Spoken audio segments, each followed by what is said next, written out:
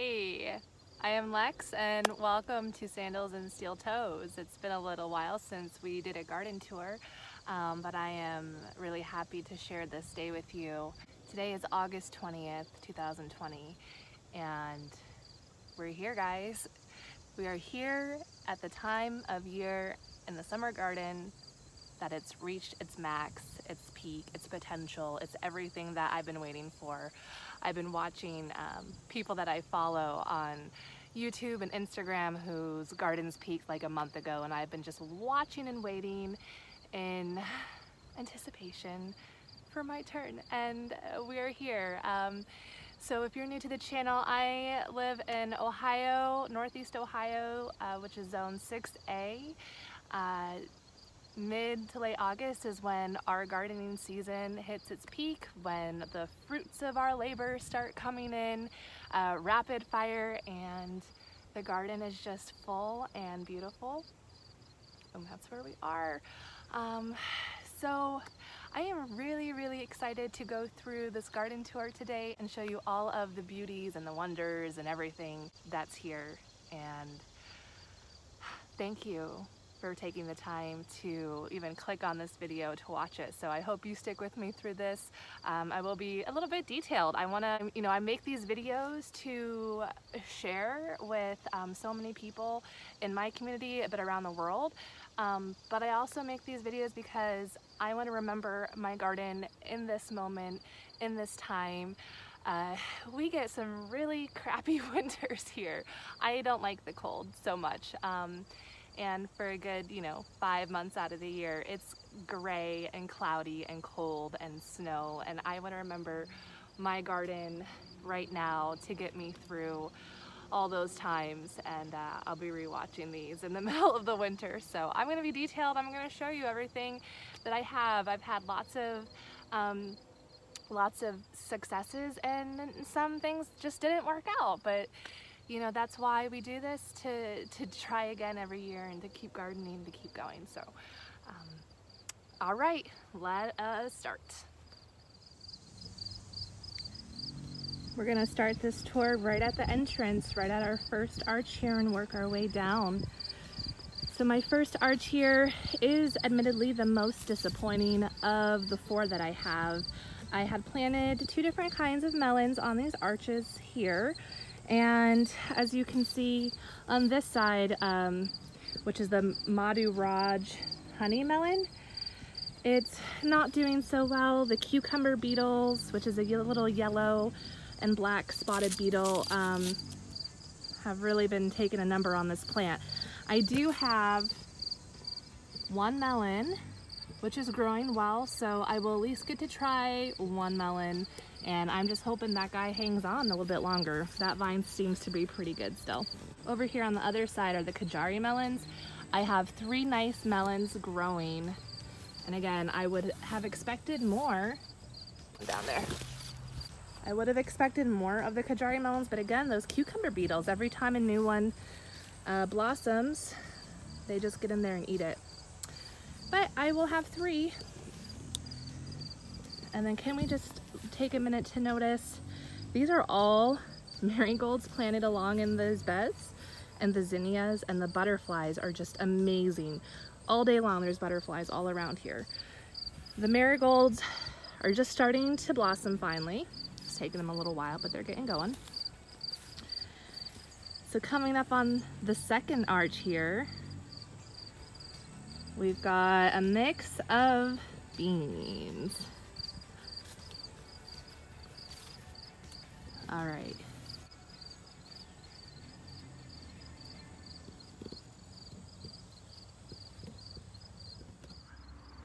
So this trellis is one of my favorites, obviously, in the garden, because how cool it is, how full.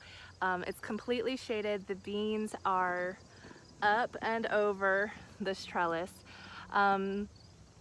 I did overplant when I put this in. I put a lot of beans in here and really close together because I was worried that if I didn't, it wouldn't have been full. And I know now that I probably could have gotten away with less, but that's fine. So I have Kentucky Wonder beans in here, which is just like a normal green bean. And then I also put in pinto beans, which these ones are drying out now. But the pinto beans we did use as a fresh bean when they're young, they were okay, but a lot of them I just let go to dry out. And interesting, the pinto beans are half runners. I didn't really know what a half runner bean meant other than obviously the vine wouldn't have grown as long, but I really wasn't sure how long it would have got. So for reference, between like 3 and 4 feet high. So if you're considering growing any type of half runner bean, you could expect it to be at least around 3 feet, maybe a little bit more. The actual pole beans, the runner beans, which is the Kentucky runner beans, they've just gone up and over. So you need to give those a lot more space to grow. This is my favorite right here. Isn't that so cool? So my next arch here primarily takes up this volunteer squash plant. I did have cucumbers here originally and they did okay for a little while, but they pretty much died back, so I pulled them out. And this is a volunteer squash, and we now know that it looks like a butternut squash to me. This is the only fruit that is set, so I'm not quite sure if I'll get any more off of here, but at least I do have one plant on this arch. And I'm really happy that this butternut squash decided to volunteer itself here. Otherwise, this arch would have been bare. So it really did work out for the best. And I did have some sugar baby watermelons over on this side, but those also did very poorly. I pulled out most of them. I've got one left sitting on here that I'm hoping will ripen. So this is all I've gotten. So melons I have not done well with. I haven't figured quite, how to grow the melons successfully. So if you have any tips, I'd love to hear your tips for growing melons in the north. And then back here, this last trellis, which was an afterthought of planting the garden, this came later. My mom had suggested we put one more trellis up, and so we went for it. And I planted the red noodle beans from Baker Creek on these. And look how cool these are. So this is just like any other type of green bean, but it's a red bean. And when you pick it young enough, you can just eat it like you would a green bean. Now, when you let them grow and get bigger, the beans get hard and you'll just want to dry them out at that point. But at this stage here, we can cook them up. We made some for dinner the other night, and the kids were a little bit skeptical of them at first just because of how they look, but they seem to like them okay. So these are really fun. First time that I've grown these, and I didn't fill this trellis in as much because the purpose for this trellis originally is for my Eden climbing roses, which are these. They bloomed once this year when they were smaller. The Japanese beetles keep eating any blossoms that up here, and they're just starting to get taller now. So next year I anticipate this trellis will be full of the roses, and I won't actually plant anything else on there, but I wanted it to be filled with something. So the noodle beans are good, and they're just now starting to get really prolific. All kinds of really lovely flowers, zinnias, marigolds. I do have an okra plant growing on each side over here, and again, those are doing okay. I'm learning how to grow okra. This is the first time I've done okra. Okra really likes to be in the heat, and we don't have so much of that here in Ohio, but I mean, look at that flower. Isn't that so pretty? Okra is from the same family as the hibiscus, and so that's why its flower looks just like hibiscus. Ooh, I got a monster one there I gotta pick. Same on this side. My rose, zinnias, and okra. So back here on my fence panels, it's a little bit bare. I had a couple of different varieties of squashes here that were just done. The spaghetti squash, a butternut that was not even growing, and the pumpkins, which got full of squash bugs and powdery mildew. So I pulled all of that out, and this week I just replanted Green Beauty Blush snow peas, and I transplanted some that I had started about a month ago in the garden. And so they are starting to grow, and I will have these 3 panels filled with peas this fall.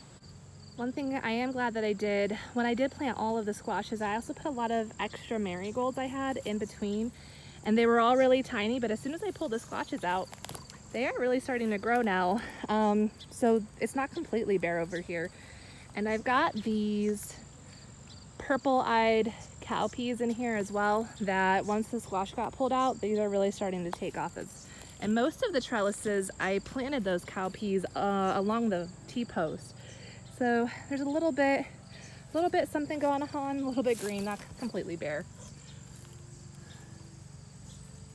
Now with these cowpeas, which are also called like black-eyed peas, I have tried picking a couple of the pods when they were pretty young and still green like this, and they've tasted okay, but the thing is they're really chewy. The bean inside is really good, but when just the outer layer of them are really chewy.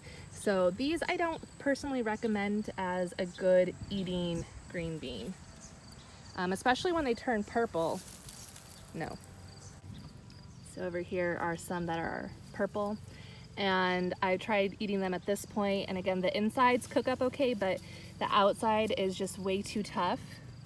You can't really chew it. So I'm just letting these cowpeas go ahead and dry, and I'm just gonna shell them once and use them as dry beans. So over here on the other side, I do still have some squashes growing. The Canada crookneck squash here, and I've got another one growing up there, and a couple butternuts. So, but overall the squash has done really poorly. I haven't gotten a whole lot of any kind of squash this year, just a little bit of each one. All the acorn squashes and delicata I pulled out. Nothing ever really grew in here. I actually just transplanted some tomato suckers that I had rooted from my a big rainbow in Rucker, and I just put them in there. I mean, I'm gonna just see if they will grow and fruit before our frost, which is in about 50 days, early October. So we'll see. Another nice little okra plant growing on this side.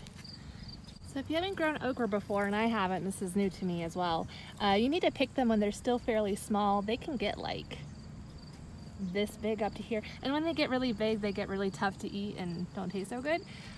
So if you want to grow okra, pick them little. I have one Ghee Okosomen squash that, is full of squash bugs.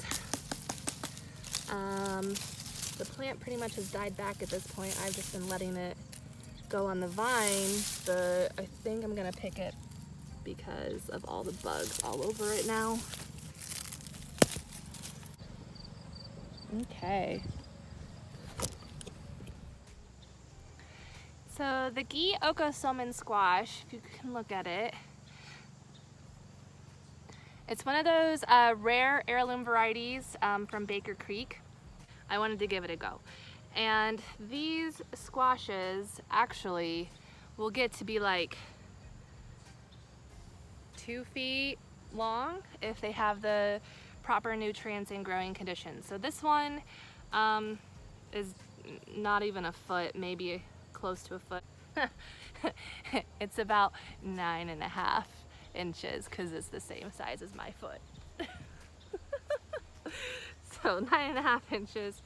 I don't know what this is gonna taste like. I'm not sure. It's a winter squash, so you would keep it over winter. I'll let it sit out in the sun to cure and try and get some of this green out of it. I really don't even know if it is fully ripe or if it was ready to pick, but might as well pick it and try and get something before the squash bugs completely destroy it. But it is really pretty. It's a very pretty squash. So if anything, I'll save the seeds, and maybe next year I can get it growing in a better spot, amend the soil better, and get a bigger squash. Just want to show you a view of the garden from the back. I just think it's so pretty, the way all the lines and angles come together, the wall of towering sunflowers.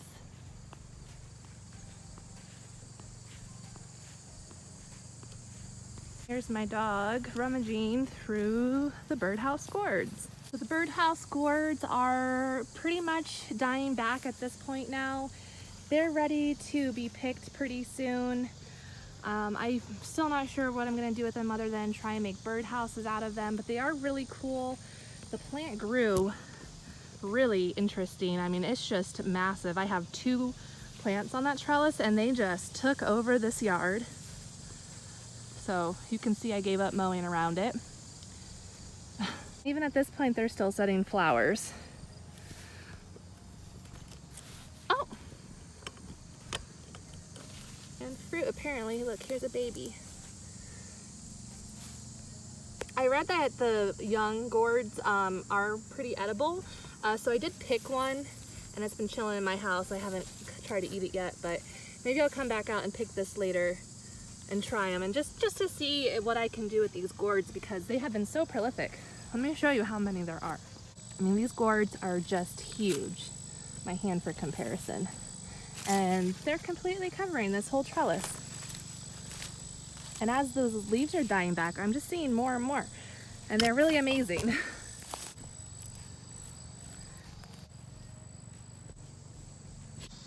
So all over here are the sweet potatoes.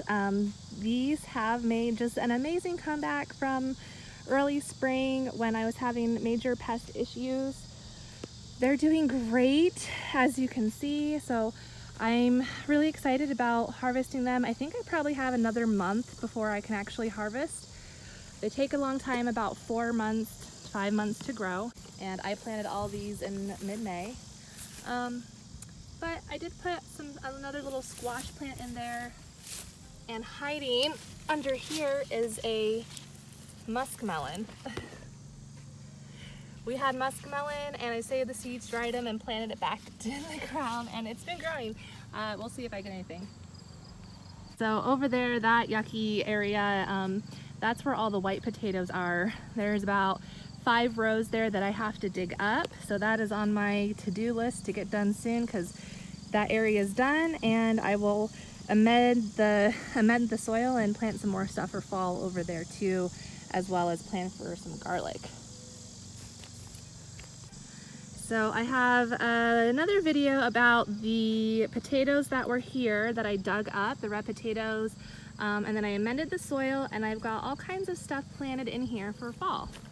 And they're starting to come up now. So we've got a type of carrot called the Puso Acida Black. I've got black radish. Golden beets are coming up in this one. Turnips are here. Rutabagas. These ones aren't coming up so well. I'll probably try and start some more in here. This is a purple dragon carrot, so they're all starting to sprout now, along with some grass.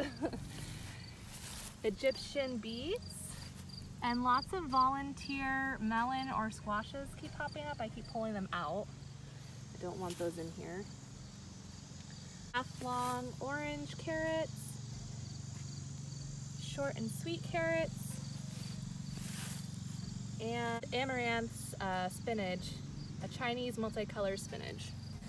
So all of these were sowed on August 8th, about 2 weeks ago. They're coming along a little bit slow, but I think it's just pretty hot still during the day for these things to germinate. We have some cool nighttime temps in like the mid-50s, but the days are still pretty warm. In this bed here, I have another volunteer squash. This is an acorn squash that volunteered, and it's doing pretty well. The bugs haven't bothered it. This is just a really nice big acorn squash. It's really beautiful. It's really the best one that I've gotten.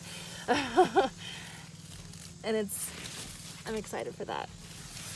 And then this bed, tore out the old stuff, amended it, and I've got all kinds of stuff in here for fall. They're just little tiny sprouts, so you can barely see them at this point. We've got Chinese cabbage growing in here, some kale. I think I have some cauliflower or broccoli. I just basically put in a little bit of everything in these beds. I thought I would remember what they were. I don't already. My banana tree is very happy now that I transplanted it out here as well.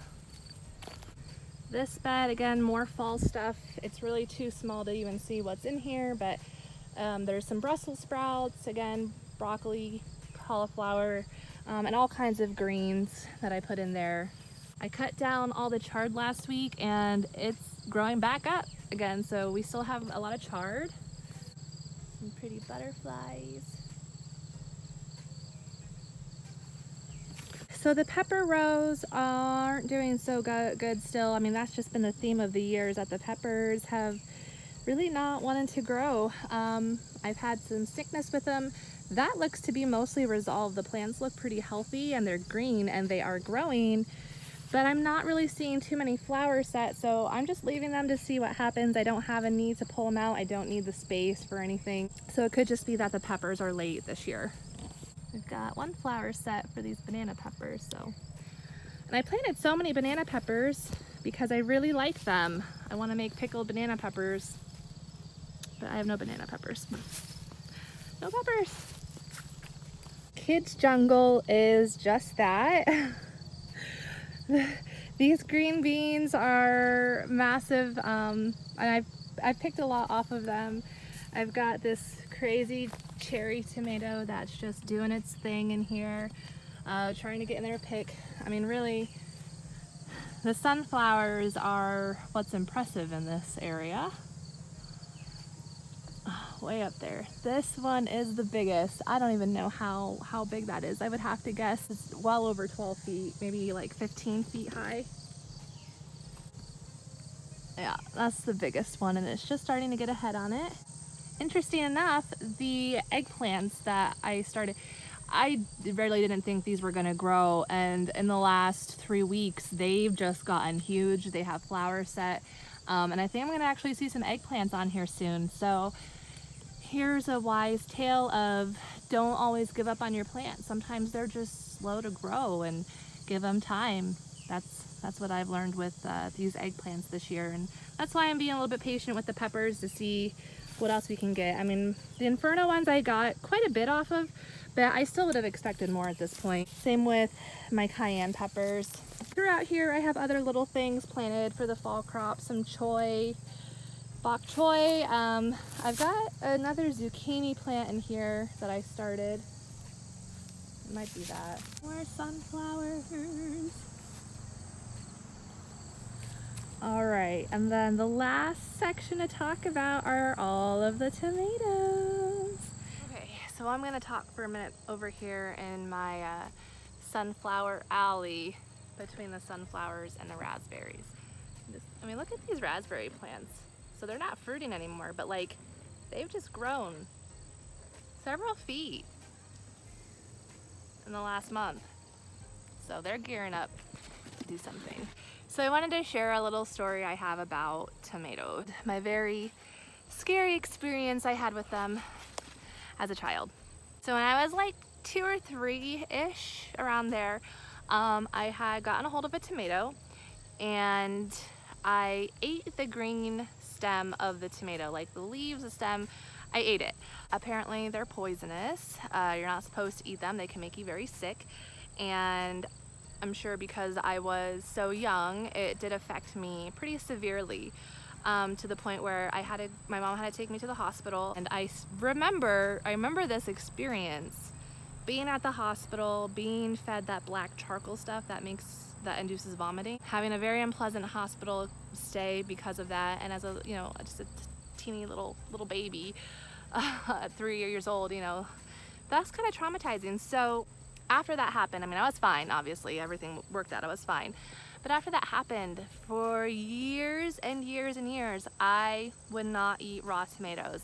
I could not stand the fact of even just eating it. They were disgusting. I did not want to try it. I didn't want to do anything. I would eat like ketchup and sauces and things that tomatoes make, but I wouldn't not eat a raw tomato just because of that experience I had. When I became an adult, I don't know, sometime between 18, 19 years old, I started trying tomatoes. Like, I still didn't like them, but I was more open to eating a raw tomato if it was like on a salad or something like that. I started to become open to the idea of eating them. And then over the years, I'm almost 30 now, I've gotten to the point where I really actually like tomatoes. I eat them on sandwiches, on salads, raw. Like, I'll eat tomatoes now, and it's funny just to think about how I hated them. I would not eat them. I would not even try them. But just teaching myself over the years to enjoy them and enjoy the flavor, and especially growing them myself, the taste is just not even comparable to what you're gonna buy in your grocery store, especially when they're out of season. Every time, even now when I buy grocery store tomatoes, I'll like take a slice out of it for a sandwich or something. The rest of it gets put away, it doesn't get eaten, the rest of them end up rotting, just because they don't taste good. They taste just bleh. But the tomatoes that I've been growing and eating this year have been wonderful. I come out here every day, I pick a handful of cherry tomatoes, I eat them right off the vine. Eating now, like now this week, where the slicer tomatoes are ripening, and so I'm picking those, and I have no problem with it. It's great. Now the rest of my family, they are still not tomato fans. They will not eat raw tomatoes, but that's okay. I'm gonna try making sauce and stuff with them, so we'll get some use out of all these tomatoes I'm about to show you. So up until now, my tomato plants have been fairly healthy. I've done really well to keep them pruned. Pretty much everything, like the first 2 feet are pretty well pruned, no branches cut off, and I've been trimming them up as we've been going. Now more recently, the early stages of blight is becoming more apparent on the upper leaves. So I could either get in here and try and keep pruning them down or leave it.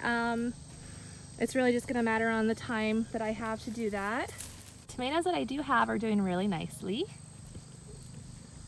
And they're getting really big and crawling up and over their fencing. The tomatillo's doing pretty good. I ate a tomatillo yesterday for the first time. I was not expecting the flavor. They're really hard and like crunchy, and I was not expecting that, but they weren't bad. These are Jersey Devil tomatoes. These took a long time to set fruit, but they are doing that now. And over here are the Dark Galaxy tomatoes, and these are really pretty. There was one that had a chunk missing out of it, and so it ripened really quickly, and it was this really pretty deep red color with these streaks. So I'm just waiting for the rest of them to turn. Down this row, more slicers.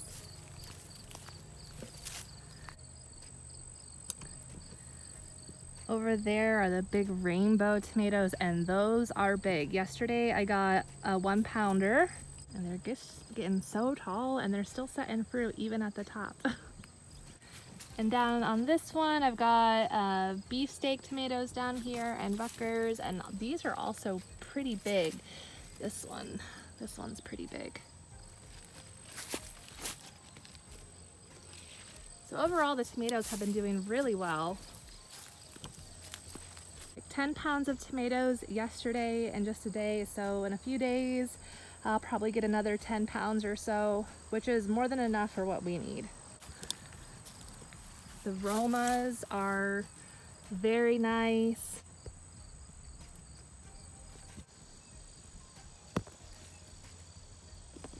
A lot of fruit set.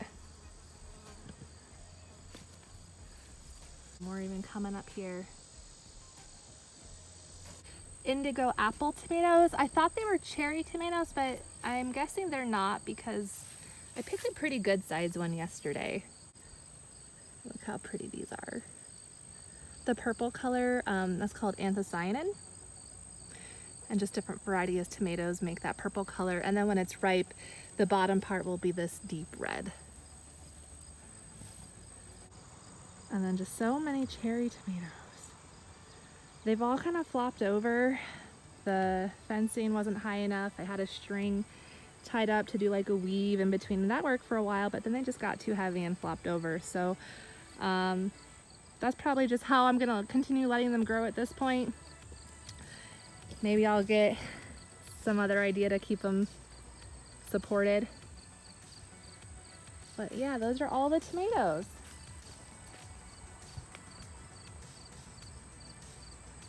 The jungle.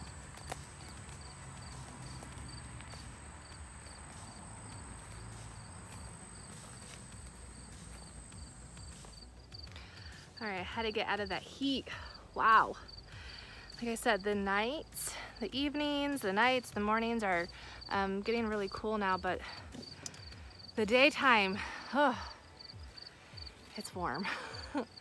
So yeah, the tomatoes are doing really good. I'm really happy with how well they are. Years past, whenever I've grown tomatoes, by this time they are pretty ugly looking. They are yellow and spotty, and the leaves are all drying and dying back. So I really have to account for the success being that I've kept them really well pruned this whole time. I have them all tied up on that fencing. It's just that kind of pliable green fencing. It's really not my favorite to use. Next year I'll probably want to get something more durable, but it's what I had on hand, so it worked this year. And just keeping good airflow, making sure that when the branches got any type of yellow spottiness on them, I cut them off right away.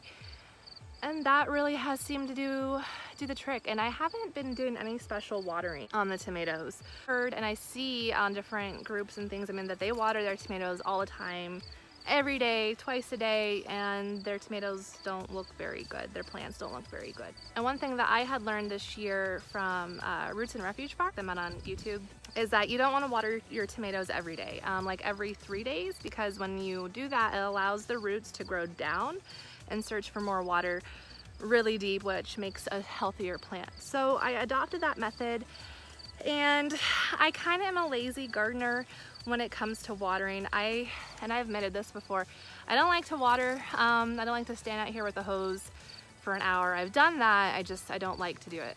I haven't watered a whole lot this summer. Earlier on when things were getting established I did, but recently I haven't, and we haven't had just a whole lot of rain. Up until mid-July maybe, we didn't have a lot of rain. We had a lot of dry spells. And then we had a couple weeks where we would get more thunderstorms and showers, but overall, I mean, it rains maybe once a week at this point, and I don't water the tomatoes, and they're doing really great. They're healthy. They're not yellowing. The fruits look great. They taste great. So for me, my method of not watering the tomatoes has been beneficial. I do have a really sandy soil, so maybe there's something to be said about that. If you have a different kind of soil, you know, obviously do what works for you. But I've enjoyed not watering the tomatoes and getting a really nice harvest out of them so far. So, well, that does it for today's garden tour. What do you think? I mean, the garden is just big and beautiful and wild, and yeah, I've had to pull things out. I'm getting my fall crops in, so it's not even as full as it was, you know, a week ago before I did all of that. I just couldn't get to a garden tour then. And I shared on my Instagram yesterday pictures of my garden because it's been really just important to me to capture this whole season. I started this garden and planning it back in March when I didn't have to work for a while, and because of COVID, put so much into it. And I will say, not by myself. My mom helped me a lot on getting it started as well. But designing it, getting all the seeds started, getting the soil mended, putting up the fencing, making this design in my head and laying it out on like my second or third garden tour. The book that I use to keep track of my gardening and stuff, and how I laid everything out and drew it out. And then doing all of that during a time when I just wanted to be busy. I wanted to be outside. I was tired of winter. And now we're like at the end of August.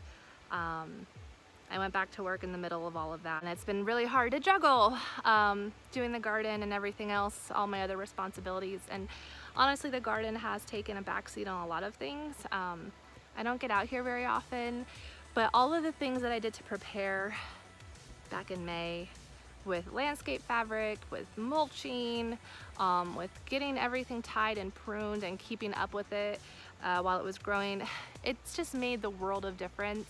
I did lose a lot of things to bugs and to like mildew, powdery mildew, and you can't win everything, so it's okay. But just having that mindset of being prepared and knowing, well, whatever comes of it will be good. And in the midst of it, I've got this beautiful garden. I don't think I could have ever imagined it would actually look the way it does at this point. And I'm proud. I'm proud of it. I'm proud of what I've been able to accomplish here. And I'm really excited that I've gotten to share it with so many people and inspired so many people that have been afraid to garden or have never tried it before, or they're just not sure, or they have a tiny little container garden or whatever it is. I want to send you encouragement that you can do this. Like, anyone can do this. And I don't think anyone has a black thumb when it comes to gardening. I think it's just you have to learn what works and what doesn't work. And just from my experience in years past, for me, what didn't work was weed control. I just never had time in this time of year to deal with all the weeds that come up. So that was my lesson that I learned, and I made a point to fix that this year, and it was 100% successful. I have dealt with very little weeds overall, and the garden's just beautiful. It's just, I mean, totally. So this is the peak garden tour. This is the best I think it's gonna be this entire year. At this point, things are gonna start dying back. I mean, the tomatoes, as I showed you, they're starting to get the blight. I'll try and keep up with it and take care of it as I can, but again, can't win everything. And other things are just gonna start dying back and getting torn out, and it's gonna become a little bit more empty. And even with the fall things that I've planted, it just won't be the same as it is right now. So I hope that you can appreciate it as much as I do. I mean, it's just great. I say thank you for watching this whole garden tour. I'd love for you to share it with people that you think may need some encouragement to get started with their garden. My channel here at Sandals and Steel Toes is still growing. We're about at 55 followers right now, and I know I'm so blessed and just pleased with the response that I've gotten so far. This YouTube channel was just to document really what I've been doing this year outside in the garden. And I'm really looking forward to this fall being able to go back and watch everything and just feel that excitement in my heart that I do right now, and get me motivated to do it all again next year, because I'll be planting the garden in the winter and getting ready for it, and taking all my lessons that I've learned this year and applying them for next year, and just keep going at it and keep getting better. So I just want to say again, thank you for watching, and do something you love today. I want to know what that is, so please leave me a comment what you ended up doing today that was something that was really special and meaningful to you. All right, I will talk to you guys all on the next video. Thank you, and bye. Have a great day, everyone.